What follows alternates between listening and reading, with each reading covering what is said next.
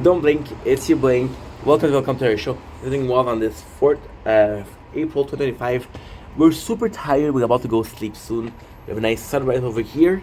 But I wanted to do a last video because, again, super excited. We just finished watching The Devil May Cry first season that came out yesterday. The show came in at a perfect time. I had to go to the job fair tomorrow, but it was yesterday. Sorry, I'm tired. Let me have some coffee. Wow. Yesterday we had a job fair, and I wanted to go to that job fair because I'm looking for work. I have a job with the agency, but they don't call me a lot, so it was a perfect thing. We watched the whole thing yesterday. So right away we did a general thought of the show, which was great. We did a why did I love DMC, my experience with DMC. So I'm gonna do like a quick recap. So I'm gonna be talking about the 8 episodes. There's gonna be spoiler. There's gonna be a general experience. This is my personal thoughts and feelings with the freaking show. It was such a good show. I have to say before we even start, I really enjoyed the show. What a beautiful show! Wow. So before we even start, I of course have a little thing called notes. So we have one page, right? And we have 2 page. So you're gonna see me reading notes. The reality is, what I like to do, I like to watch a couple of episodes. Then I like to do a recap. However, what happened here was I couldn't do it because I was on the bus going to, once again, the job fair. So I was going there and I was like, holy shit. Um, I can't take notes, right? So I was like, okay, well, why am I talking about this? Because I'm tired and I don't know what I'm doing. So you're gonna see me reading. Don't worry, it's my own handwriting. I didn't copy anyone. I know people are gonna see people taking notes and say, you copied this, you copied that. No, I'm not. Thanks for asking. So I love the intro of the show. Devil May Cry. Once again, strongly recommend seeing the Why We Like That series because this is what we. This is not a show. Like, I'll be completely honest. Devil May Cry, I was really craving it because first of all, we can put it on the two channel, the gaming channel, and the normal channel. But there's more than that. There's also the factor that I have no clue what League of Legend lore is. I'm gonna be completely honest. I have no clue what is the lore on the Halo series. It's gonna be honest. I do know the lore of Devil May Cry, but this is my first show that I really know what I'm talking about, that I really enjoy, and I'm able to watch it, to understand what's going on, and but also to put it on both channels, the gaming and the normal one. So I'm super excited. I was really hyped, which possibly is why I enjoyed it so much, right? Because I did have a craving for it. So the first scene that we have, I love that is we're seeing the villain. We're seeing the rabbits, and it's such a cool scene because the world of Devil May Cry is devil. There's devil. They don't have the same appearance. So a bunny that is a devil makes sense. Now, there is a reference to Alice in Wonderworld. Alice in Wonderland. Wonderworld, I don't know. Alice Pays des Merveilles. We call it like that in French. I'm French too. So then we had that with the bunny. It was super cool. I did enjoy that. The scene of how much he was a badass, but also how cultivated he was. It wasn't just a brute. I think personally speaking, my experience with villain changed with characters like Joker or like Aizen from Bleach. That would really change me for the villain. Madara. I want a villain that's smart. I just don't want a villain that's like, oh, fuck that. I just want to be a bad guy. I want cash. I want world dominion. No, I'm broken. Here's why. Here's my fix. The bunny was that. What I really enjoy is the first scene is the bunny. The second scene we're introducing Dante. So we have the two. We have the antagonist. We have the protagonist. We're seeing them fight. So it's super cool. I love the intro of the bunny. But I have to say, the intro for Dante was right away so freaking good. We also gonna give a shout out. Now, I did watch the entire series, so my recap is gonna be a bit different. We'll be talking about episode 1, episode 5, episode 7. The soundtrack of the show was really good. Things like freaking Papa Roach, Limp Bizkit, again were reminiscent of those years, which is the years where Devil May Cry 1 came out. Am I recording? I am recording. Genial. That's awesome. Blossom. So yes, that was super cool. I really, really did enjoy that. What's next? Um, See, this is my last video today. I should have done this at the first, but we just finished watching it, so I didn't really have a choice. The song choice is really good. I really like the intro, the fact that we're seeing the weapons of Dante. I think a lot of people appreciate about Devil May Cry. They appreciate about God of War, which are similar games, so definitely something that I love. Dante sounds like a badass here. The Dante, I have to say, I really enjoy the representation of Dante. He feels like a badass. He feels funny. I absolutely love him. This is what I love about Dante. So that's really, really, really cool. So we have the Runaway, Sparda. I love the fact that also when the villain talking, we have the introduction of Sparda. Sparda is the nucleus, the genesis of the whole world of Dante, and I really enjoy their representation of Sparda.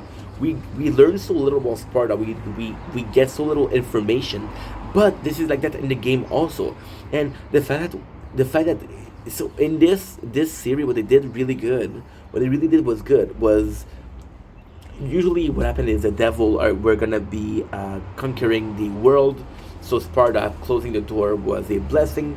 But in this one, they really hate Sparta. People hate Sparta, but what we're seeing is there's also victim to his action, and I do appreciate it. I do appreciate that because it feels more. I do like Sparta, but do I think that there's such a character that no matter what he does something good? Is there a character that is without flaw? I don't think so. I don't think so. That's why I love this interpretation of Sparta. Next on the list, we have Dante intro, super cool scene. What I really appreciate that is we're seeing the demon, right? And then we have a guy on the radio who's saying, "Oh, the demons are here." And what I love about that scene so much is because they're showing that scene, and people are laughing at him to say, "Oh, he's fucking crazy," right? No, it's not crazy, because after that we have a scene with the government that confirm what he's saying. So that's what I really, really enjoy because it's even Dante is able to see the demon, but even if you look at the Devil May Cry remake, people are not able to see the demon except for Dante or Virgil or Kate. But those people are special. The people are not able to see the demon, and that is something that is truly, truly cool about the show. You see a bunch of the Devil Hunter, super cool. So they're saying like, no, listen, we got this bunny. He killed a lot of people. We need he's a demon. We need a demon hunter. Now, what I like about this scene is they do cameo with demon hunter that we saw before. There's a girl with the red hair from the second game. There's Constantine, which is super cool. Constantine finally tells them about Enzo. I have to give out a shout out to Enzo. Not my favorite character, but top 3, easy, top 3. Enzo comes in as this coward. Enzo comes in as this pieces of shit that you're not supposed to like. However, the way he treats Dante is actually super kind. He's super nice. And even then, when he betrays Dante, it's like, yo, I sold you out. You understand why he did it, right? It's nothing personal. It's just business. With Enzo, what I love is that actually we care about Dante. There's a part of him that like, yo, I care about you, and the fact that at the end he sacrificed himself for Dante, I really did enjoy that. And you see Enzo also possibly not the best character. The best character. There's possibly not a better character development. There's still a case of at the end he did the right thing, right? I don't care what you did in your life. I'm sorry to say, I don't care if you're a bad person. I don't care if you did some horrible shit. One day you're gonna die. One day you're gonna die, and the final judgment isn't, oh, was I a good person or not. At the end, was I able to redeem myself? At the end, did I make people life better by being around them? And if you achieve that, in my mind, you're a good person, right? A bunch of the Devil Hunter. Oh yeah, we had the fucking diner scene, and the diner scene was so cool. So we have Dante enjoying a ice cream, and the scene in itself was really cool because this is the very first time where you see how strong Dante is. We have a cool scene where he's taking people, he's showing them around, and he protects people. But to me, it was reminiscent of the Devil May Cry, the third game, when you're starting and you have the office and he's enjoying a pizza and then the demon come in and they fuck up his pizza, they fuck up his ice cream. Was a really cool scene. Really, but then again, I think that's the problem. That's the best thing about Devil May Cry, the animated series, but that is the worst thing also. So the best thing is, if you play the game, there's a lot of Easter eggs, a lot of cameo, a lot of fun that you really enjoy. If you didn't play the game, you won't get that, and I feel like you're missing out if you didn't play the game. Um, so nice. We meet Enzo, which is nice. We get Sparta. We get a lot of backstory, the Sparta backstory. However, and it's super cool. It's super cool. I love this Sparta backstory. So in my mind, we had okay. So in my mind, the introduction to Sparta was Devil May Cry 1, which are saying like, oh, there was this demon. He decided to go against. In my mind, there's such a cool thing with Sparta. But that we know so little about him is so cool. In my mind, we had two versions. Okay, he was a demon that went against his king, and then he sealed out the demon world. He's a fucking hero. And then my second, which is my favorite, where he fell in love with the mother of Virgil and Dante, which is why they're Nephilim, and he was willing to sacrifice himself for them. That's what I really enjoy. And this one, what I really, really enjoy, this is basically my favorite backstory. So Sparta was one of the strongest demon, and he was serving Mundus. Mundus, who is one of the king of the hell, if you will, and the king of the hell. And what is really beautiful about that is that he saw the action and was like, no, that's not me. So we're getting a Final Fantasy IV Cecil, we're getting a Thor and Vinland Saga. We get a guy who see the action that he's doing, and it's like, no, that is not. We shouldn't do that. No, this is not. Let's stop this. So he goes against Mundus, and I really, really enjoy that. But there's also this hatred for Sparta. And in this series, spoiler, once again, we watch a whole series. I'm not gonna go in order, but also what is really cool about Sparta here is we explore the consequences of his action. Not everybody in the demon world were bad. Not everybody, you know. He sealed them off. People hate Sparta. He spare the human life, but he doom all the demons, right? So we have this, we have that. It's Sparta backstory. We got episode number 2 already. So the first thing we do is we meet Lady. Now, Lady is special. Lady is very special. So she introduced in the third game as the daughter of a demon, well, a father that became a demon and decided to sacrifice a mom, right? So we don't have a lot of information on her. However, we do know that she has 2 different eye color. So when you see her, the first thing they show is the eye, and then you're supposed to say, well, okay, this is Lady. But Lady, again, I'm gonna be an asshole and say I did like Kyrie, but not that much. I didn't like Trish at all. And the second game of Devil May Cry, I didn't like. So no matter how much I like the Demon Hunter with the red hair, I don't really care. I do like Lady though. Lady to me is a good character. So the fact that we had her, the fact that she's so important in there, I do appreciate. So we meet Lady. We have the Darkom. Darkom to me is something beautiful because, yes, Dante. I don't like stories where the main character is the only person that is able to save the world. Like, for example, we're also playing DC Dark Legion, and the problem in DC Dark Legion is, oh, we need Superman. If you didn't have Superman, what would you do? And it doesn't feel. And I know there's characters like Batman and Green Lantern, but a lot of the time it feels like it's Superman that saved the day, which I don't like. I want multiple people to be able to save the day. So Darkom being there, it's cool. Now the Darkom is good. The Darkom is really good actually, because we get the Lady squad. The problem is they eventually get killed, and the Darkom didn't really serve a purpose. Didn't really serve a purpose. So the Darkom, what I don't like about the Darkom I like the fact that they exist, but I don't like how they're used. For example, they're used to genocide. They're pawns. I'm gonna talk about it, but there's a moment where it's really sad.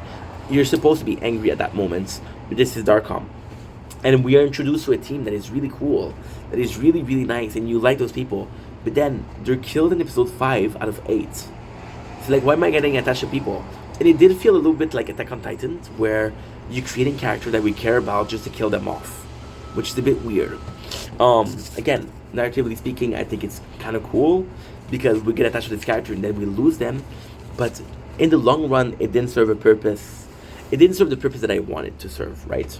I wanted to serve as, okay, well, this is going to be the people that are going to help Dante. Because Dante, yes, he is a Nephilim. Yes, he's super strong. But if you look at it, if you truly look at it, in the first game, he had the help of Trish. In the second game, he had the help of the Demon Hunter. In the third game, he had the help of Lady. In the fourth, we're talking about Nero. Nero still had help. He still had the help from Dante himself. In the fifth game, we have Dante, we have V, and we have Nero.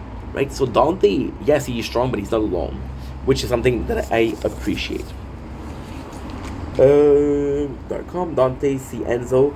See, now we have the Dante, once again, when Enzo just sold them out. And it's kind of cool because you can see that Dante is disappointed. You can feel that he's disappointed, but he's not surprised and he's not mad. It's like, I kind of knew that you were going to sell me out. And Enzo's like, yo, I'm sorry, kid. I'm sorry, kid. And then there's this amazing moment where Enzo say, I wouldn't take a bullet for you. I'll take a blade for you. Because if you know how Enzo died, this is exactly the way he died, which is really cool. And it's a small moment, but it means a lot. Enzo, it's weird. Enzo, it's really weird because you're supposed to hate him. You're supposed to see him as a coward. Oh, he's boring. Oh, he's not a good dude. But there's instances where Enzo is kind of cool. And you're like, okay, well, I kind of like Enzo. Why am I liking Enzo? Right? And then at the end, he redeemed himself, which is beautiful. We see Dante and Style. Yo, when the second episode fight, is possibly my favorite. So he is surrounded by people, and you see Dante being freaking Dante. So for example, there's a moment where they go in and he's fighting them off and he's shooting with Ebony and Ivory, which is really cool. But the really cool scene is he goes and he's so fast and they're like here, they're shooting. He's here, he's shooting. He's able to go there and say, hey, who are we shooting at? And it's such a cool moment because it's so Dante-ish. And what I really enjoy is how important this moment is, because this is where we see the true version. And I like the fact that they start from zero. Dante is just a dude who is super strong and thinks he has superpower. So they shoot him and they really hurt him. One of them has a shotgun and he shoot his belly. And you think, okay, that's it. But he heals, and he heals. And then that's when Lady tells him, you're a devil. It's like, no, I'm not a devil, I'm a human with superpower. Which is really cool because that's truly the belief of Dante. Dante, we have Lady versus Dante. And it's nice because, once again, you're seeing how strong Lady is. So, Dante just finished. Well, it's complicated because we have the elite squad of Lady, which are the best Darkom soldier, I guess. And then we see them we don't see them versus Dante. So we see Darkom soldier, we don't see the top brass. We're seeing the low ranking. So Dante he destroyed them, but would he have been able to destroy the upper class? We don't know. However, Lady, she's out of his league. She's really strong. She's able to get the amulet, which is, again, super important. The show felt a little bit too much about the amulet, though. And I get how important it is, and I get it's basically the whole plot of the third game. Oh, he got the amulet, he was able to open the world. So the amulet in itself, it was, and I'm a little bit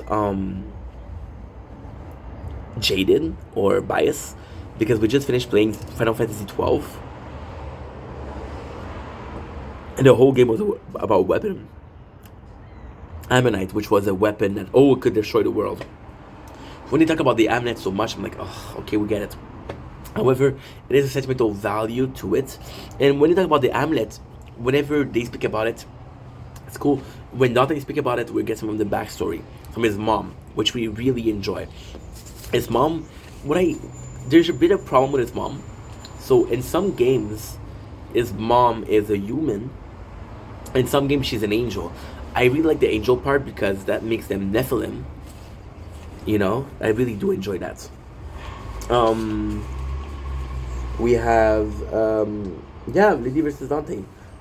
We see the third one. We see Lady backstory. Now the crazy cool thing is they have a similar oh backstory than in the game, but it's not the same thing. So in the game, what happened is her father got possessed, and then he became obsessed with demon, and then he killed his mom. We see the backstory of Lady, and it's so freaking cool. So what happened is um, they got attacked by a demon, right? And it's so fucking cool because the lady backstory, we're getting inches of it, and you're wondering why you're getting so much of the backstory, but then you understand how important it is. Um, so what ended up happening is they got attacked by a demon. His father wasn't able to protect them.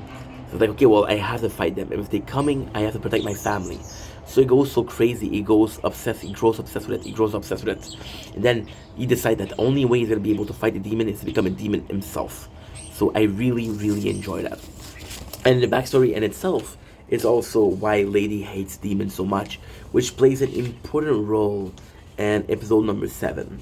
So we see the backstory, and this one, that's what it is. We have the doc, and what I love about the doc, there's a character called the doc, and he's talking about it's really cool because he's talking about part of the backstory, but he's talking also about the importance of the amulet, and he's theorizing, but he's actually pretty right. So it's like, okay, well, we don't know what exactly is going on. We don't exactly know what the rabbit plan is. We have the doc version, and the doc version is like, okay, well, you're pretty close. It's not perfect, but you're pretty close. So get a general idea of what's going on, and it's like a prologue to the solution or a prologue to the plot, right?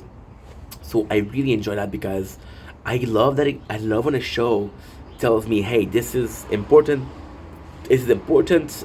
How is it important? When is it gonna become important? For example, I'm like, okay, well, this kid was wearing red shoes. Like, okay, well, I don't care. And then, later in the story, there's a bull, and the kid is being chased because he has red shoes. Like, oh, that's why you precise that he had red shoes. I love that. I love the details that it takes to form a story, right? Trying to hurry so I can go to sleep. And also, I'm at 8%, 7% battery. Shit. We'll finish on this one, no problem. You see the lady, the dark explanation. We have Enzo. Okay. Oh, dude, we have a really cool scene with Enzo and Dante. So they're like the unlikely duo. They get captured, and Enzo just betrayed him. But then there's moments where Enzo is like, okay, well, I know I betrayed you. I'm sorry, dude. Let me make it up to you. I'll get you out. So it's like, okay, well, he's trying to redeem himself. He's not a bad guy. He is flawed, but he's not a bad guy. So I really did like that. I like the fact that they have I really like the fact that they have a villain. Well, not a villain, but they have a character that's. You don't know why Dante's trust him, but then you understand why. And again, I think Dante feels alone, and Enzo feels alone. I think it's just a relationship or a friendship based on needs. The first thing Enzo says, they ask him, the first thing that he has, he said, "Where's Dante?" It's like, oh, Dante's a good kid, you know? That's the first thing he says, which I fucking love. Okay.